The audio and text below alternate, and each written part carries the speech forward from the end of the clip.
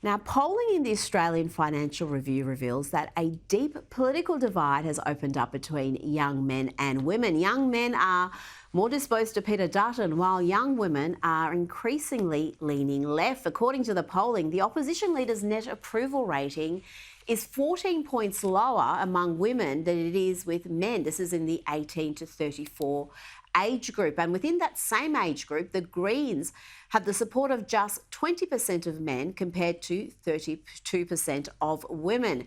Meanwhile, the coalition is attracting a primary vote of 32% among young men compared to 25% among young women. Joining me now is former Liberal Party branch president Edward Kroger. Edward, what do you think's behind this political divide? What's behind this phenomenon, particularly of young men increasingly identifying as centre-right or right-wing? Well, Rita, thank you so very much for having me. You're perfectly right. This is an issue that's not just happening in Australia, that is young men becoming conservative. It's happening all across the Western world. There's a great reset against woke, if I may say. It happened in the US with Donald Trump. It happened in New Zealand with the new government, and it's happening now in Canada, here, and the UK.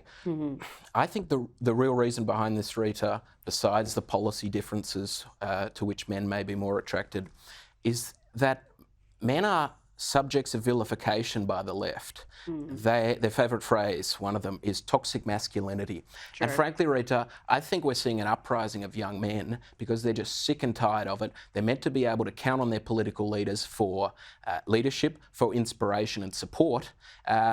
Whereas whenever they look at their political leadership on the left, particularly members of the hard left like the Greens and Adam Bandt, but even the Prime Minister, who, as is well known, is a member of the hard left Labor faction, and so they don't see any support from him either. And this is, in my view, a totally natural response. If you're in the middle of a conversation and then one person is not talking to you, not even talking about you, you're going to tune out, you're going to go somewhere else, and that's precisely what I think's happening.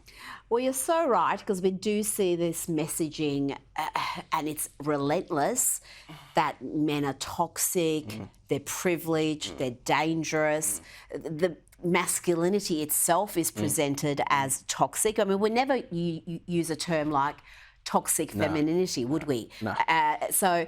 And you even see it at all boys schools. I mean, you would think that would be one environment where boys would be fully supported, but even there's just constant messaging around toxic masculinity. So I'm not surprised there's a bit of a backlash to that sort of narrative. I think it's a big backlash.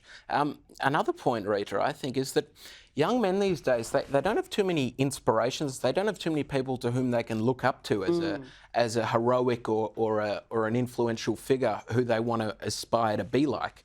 I mean, for instance, the Brits, they used to look up to Winston Churchill, who won the World War. Now he's denigrated as a racist and as practically a non-entity. But we have the same here in Australia. I mean, our history is portrayed as some sort of abomination, as some sort of disgrace. Exactly. And I think young men in particular, but many young people, are really starting to think, you know what, why do I have to be ashamed of my country? I want to be proud of myself. I want to be proud of my country.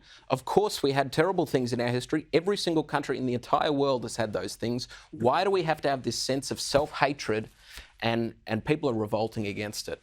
Absolutely. Now, the polling in the Australian Financial Review also showed support for Labor and Prime Minister Anthony Albanese remains higher than support for the coalition among both young men and women, more with young women than men. How can the Liberals attract more young voters? How can they get through, particularly to young women who, as we've discussed, are increasingly going left? Well, just by the way, one quick point, Rita. Of course, those polls show that young women are gravitating towards the Greens, whereas young men are gravitating towards the Liberals. I think one of the glaring reasons for that, Rita, is that women are never vilified the way that men are, as you just mentioned before. And I'm not, of course, for even 1 second advocating that it should be equal. Conservative women are vilified plenty. Oh, yes, as you could attest. Now, can I just, I want to ask you about this story that I saw in The Australian today.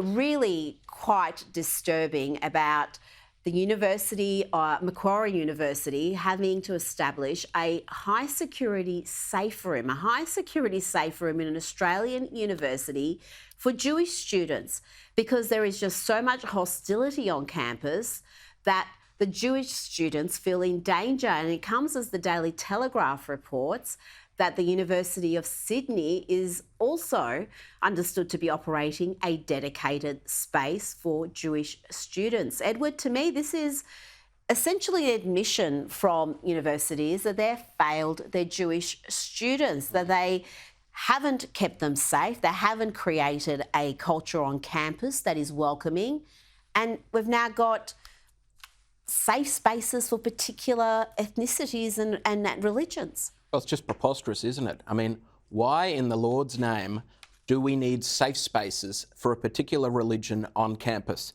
I thought we were all meant to be against discrimination in any form. That's what the left's, one of their icons, Martin Luther King, used to say. Now we have discrimination, but against the majorities. It's the minorities who are not the subject of vilification. Now it's just, let's attack people. And it's ridiculous. Well, we'll talk about the anti-Semitism on campus, because I know you're at university here in Melbourne. Have you seen it yourself? Have you seen it anecdotally? We've had these camps that formed that were just so aggressive and ugly. And I can just imagine, if you're a Jewish student, particularly if you're visibly Jewish, if you wear a Star of David, if you've got a kippah, you wouldn't feel safe in that environment. No, they don't feel safe. And many of my Jewish friends on the campus, they have begun abstaining from wearing their kippah. They're too fearful of it. I mean, what's this about? A Jewish person in the year 2025 in a country like ours is not able to express their religious views openly. What are we coming to? And frankly, Rita, sure, the unis are at fault in not ensuring safe spaces, but I think the government has a role to play here, Rita. The Prime Minister rejected a judicial inquiry put forward in the Senate by Senators Patterson and Henderson. They rejected that. They said, no, we don't need a judicial inquiry. And now you see we actually did need one, because all this stuff's happening against Jewish people, young Jewish people on the campuses. As you know, it's happening everywhere, but particularly in the campuses. Absolutely. Because there are so many radical left people at the campuses, Rita. And including the academics. And there's just been this permissive attitude to anti-Semitism at universities. And I'm not surprised we're here now. Edward Kroger, thanks for your time tonight. Thank you.